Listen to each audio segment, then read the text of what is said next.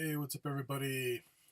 Kind of going backwards here is I was gonna do a pickups video and also talk about this, but on one of the things I picked up, I'm still researching it.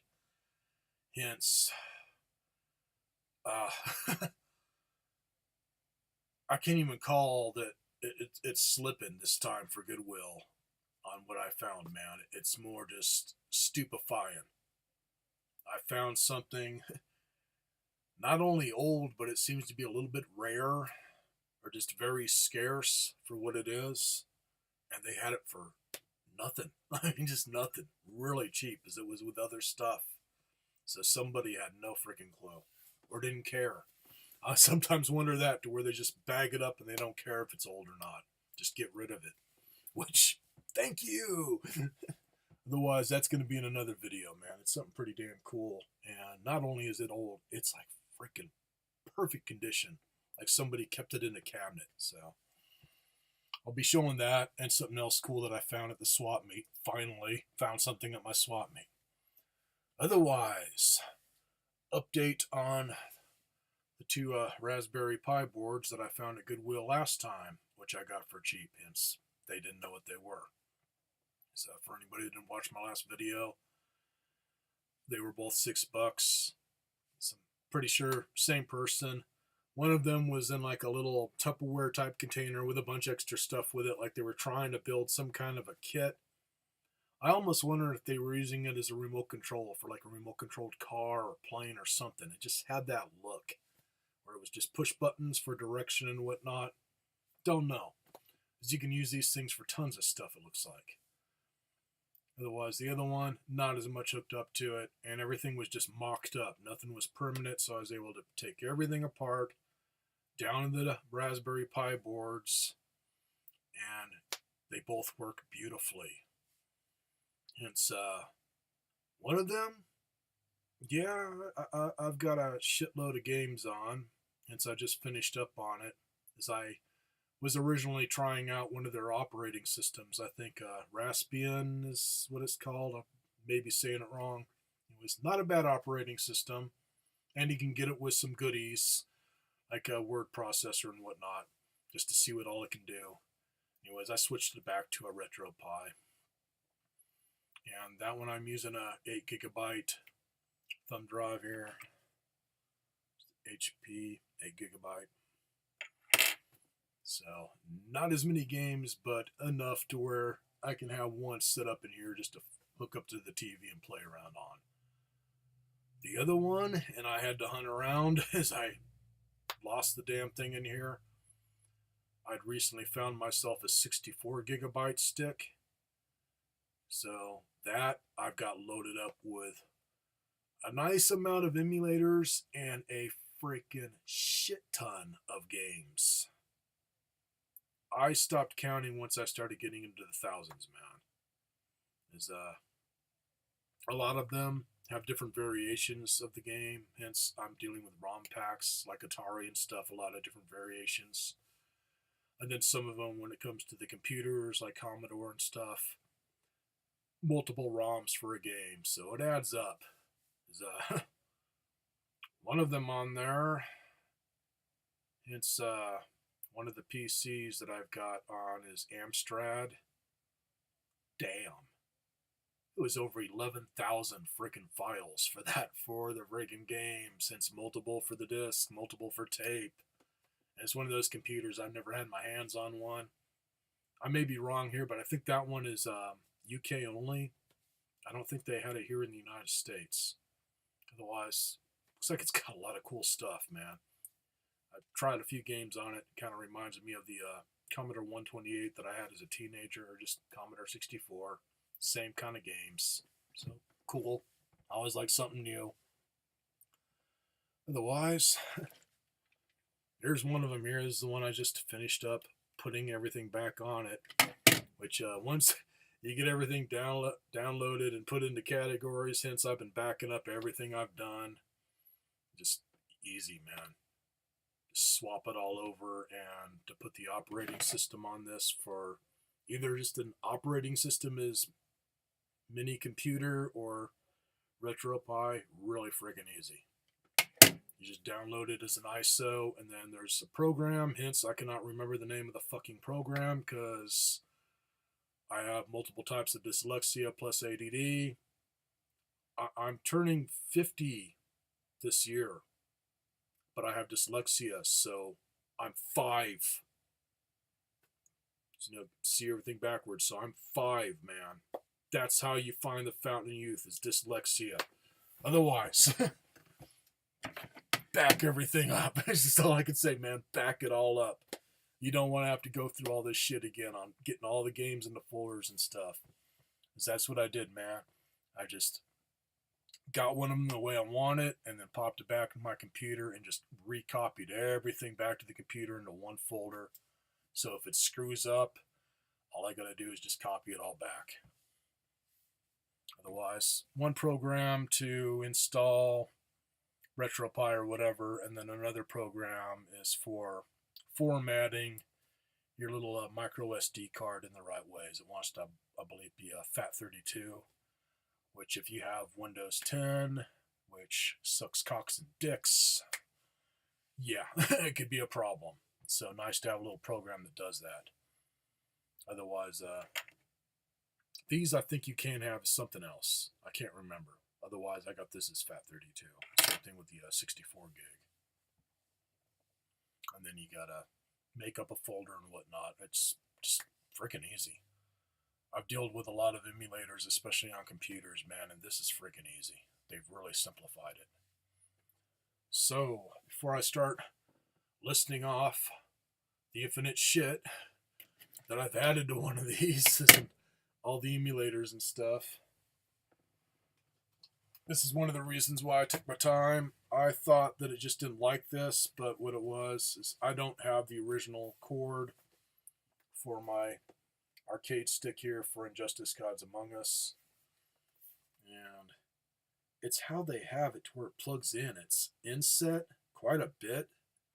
So I'm using the cable off of one of my Mortal Kombat sticks, and I just had to taper it down a bit so I can get it to push in there a little bit further, as it wasn't making good contact. Otherwise, this does work on it.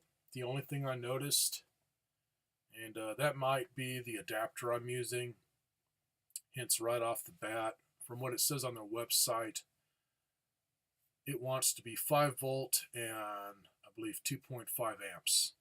Anything below that, it'll start giving a little thunderbolt signal or whatever occasionally if it's feeling like it's underpowered. So the lower the voltage, the more you're going to see that word to show that it's being underpowered. Hence this has it to where you can make all the buttons light up, and fortunately it's on a switch. So when I had all the buttons lit up, I was seeing that appear quite a bit. So drawing a little bit too much juice. You're just dealing with 5 volt. Otherwise, not bad. It's cool looking. It's cool looking, but that's about it, man.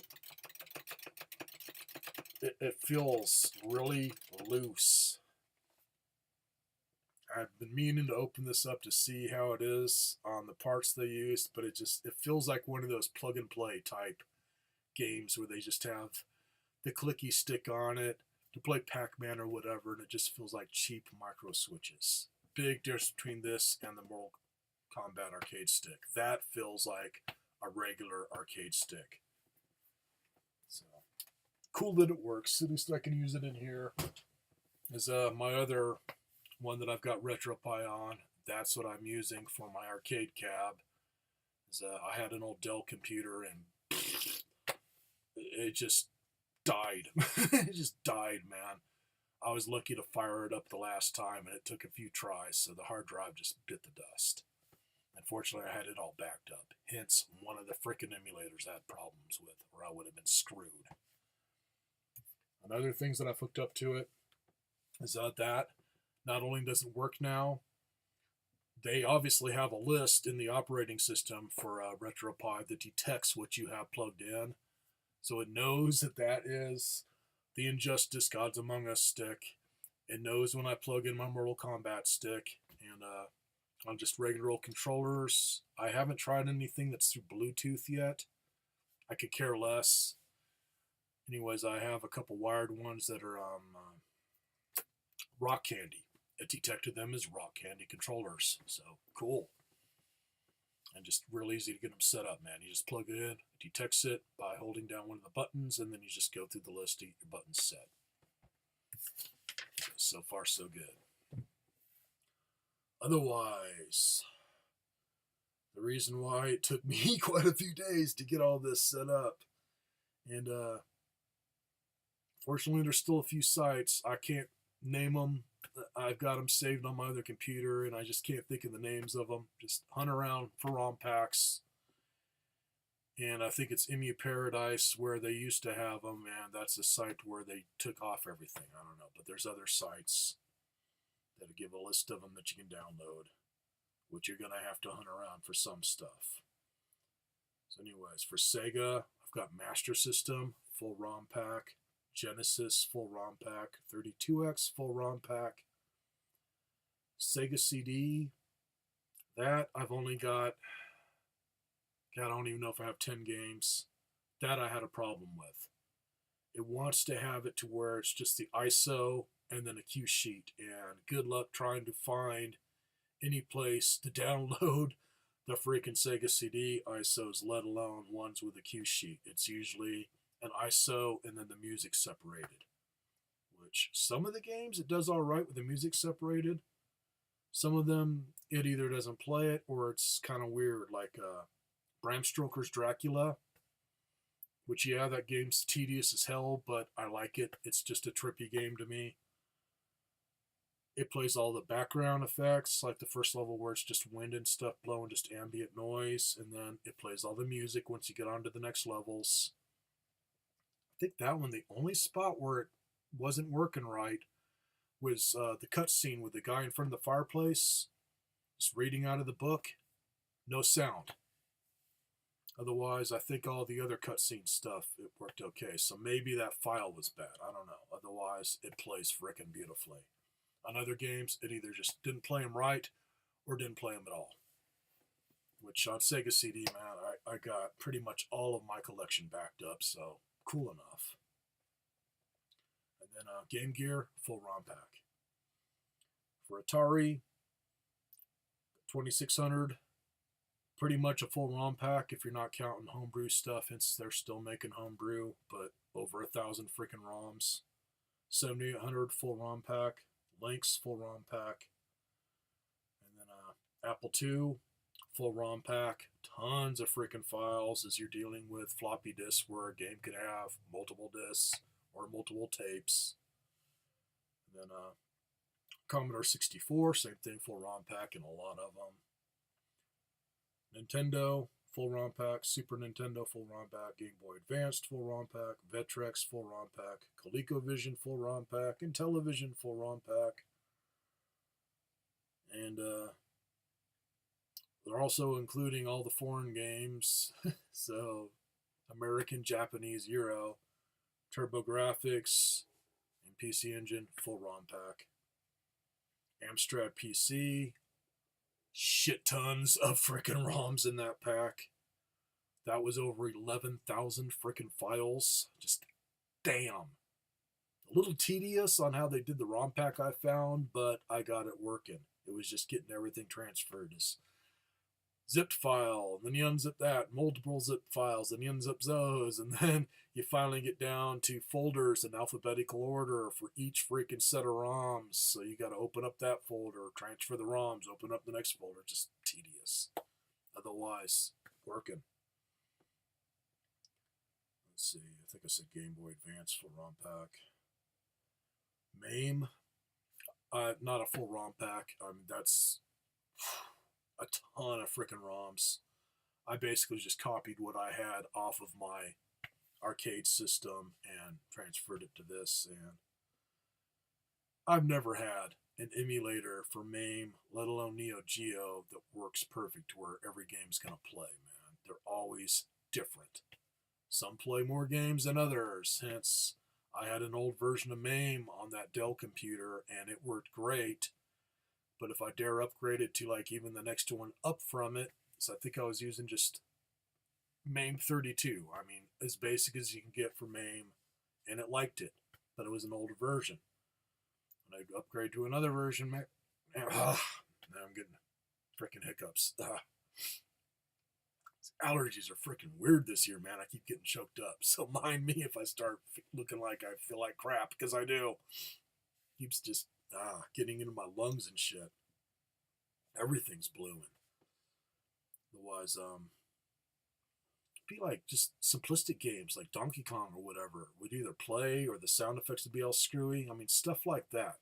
Where I thought when they upgraded into a newer version, they're supposed to fix that shit. It seemed to be the other way. It's this. Old school stuff seems to play good. Anything that's newer, like 90s type games, fighting games, some work, some don't. But there's enough of them to where I've got hundreds of games on it, so I'm cool with it. Neo Geo, kind of the same thing. Some games work, some games don't, but I got enough of them to where I'm cool with it. And on Neo Geo Pocket, black and white plus color, full ROM packs work great, but regular old Neo Geo had to do with a BIOS file. This is where I miss Emu Paradise or whatever the hell, man. They had it set up good for finding the stuff you need to make it work, and to try and find it now online, good freaking luck.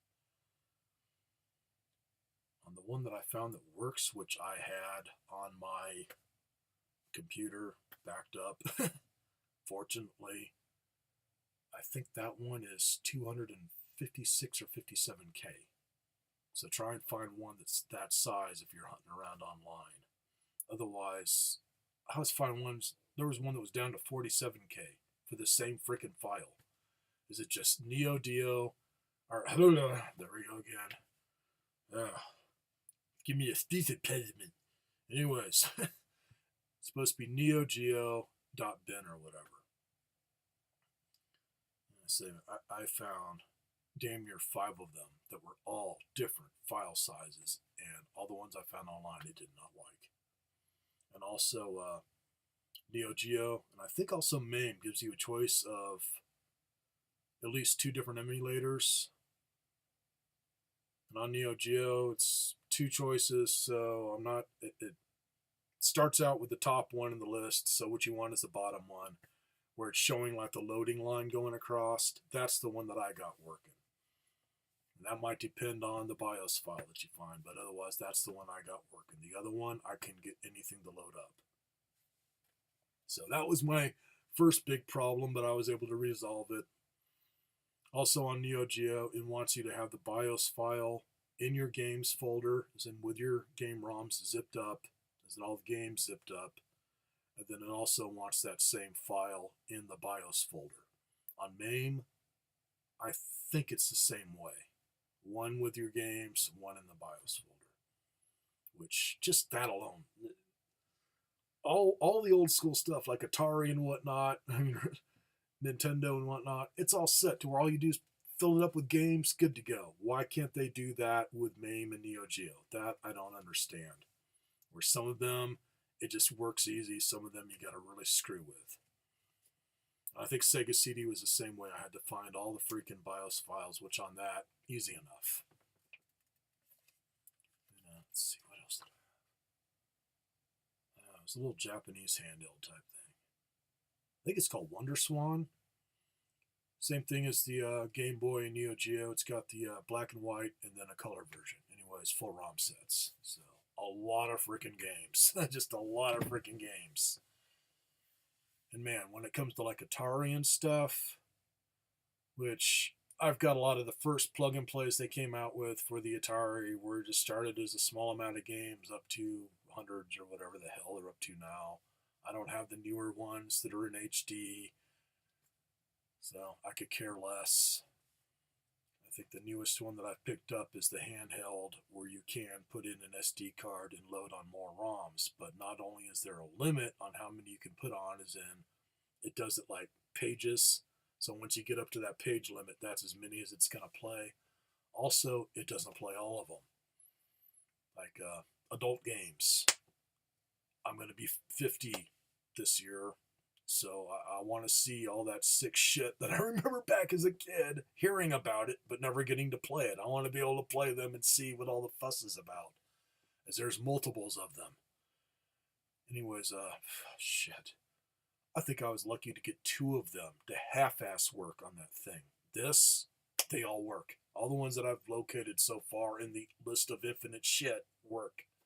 Games like Pitfall 2 that won't work on the little handheld work beautifully on this. And also you can go in there and adjust the resolution.